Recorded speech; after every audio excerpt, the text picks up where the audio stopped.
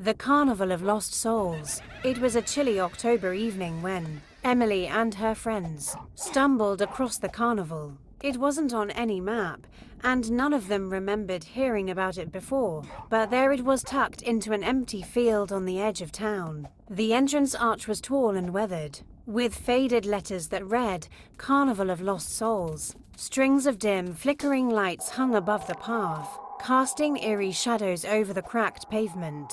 "Creepy, but cool," Emily said, stepping forward despite the uneasy feeling gnawing at her. Inside, the carnival was oddly quiet. The air smelled of burnt sugar and something metallic, and the rides creaked as if moved by a phantom wind. There were no other visitors, just the workers, whose faces were hidden behind cracked masks. The group split up, laughing nervously to mask their discomfort. Emily was drawn to the Hall of Mirrors. The entrance was framed with grinning clown faces, their eyes hollow and lifeless. She stepped inside, the door creaking shut behind her. The maze of mirrors stretched endlessly, reflecting her in distorted, twisted forms. As she walked, the air grew colder, and her footsteps echoed strangely. It felt as if the sound was coming from all around her. Then she saw it. At first, it was just a flicker of shadow in the corner of her eye.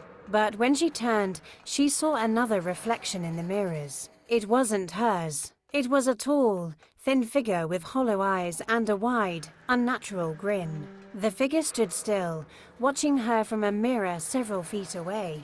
Emily froze. "Who's there?" she called, her voice trembling. The figure tilted its head but didn't respond. She backed away, her breath fogging the mirrors, and tried to retrace her steps. But the maze seemed different now. The path that led her in was gone, replaced by endless corridors of glass. The figure moved closer, not through the maze but through the mirrors, stepping from one reflection to the next. "Stay back," Emily screamed, her voice echoing endlessly. The figure stopped. It reached out with long, bony fingers and pressed its hand against the glass. Emily's reflection didn't mimic her movements anymore. Instead, it copied the figure, raising its hand to the glass and smiling that same, unnerving grin. Panic consumed her. She turned and ran, not caring where the path led. The mirrors around her warped and twisted, her reflection growing more monstrous with each step. Finally, she burst through a door and stumbled outside. Her friends were waiting, their faces pale.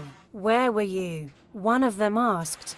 "We've been looking everywhere." Emily tried to speak but couldn't find the words. She glanced back at the Hall of Mirrors. As they walked away, Emily caught a glimpse of her reflection in a puddle.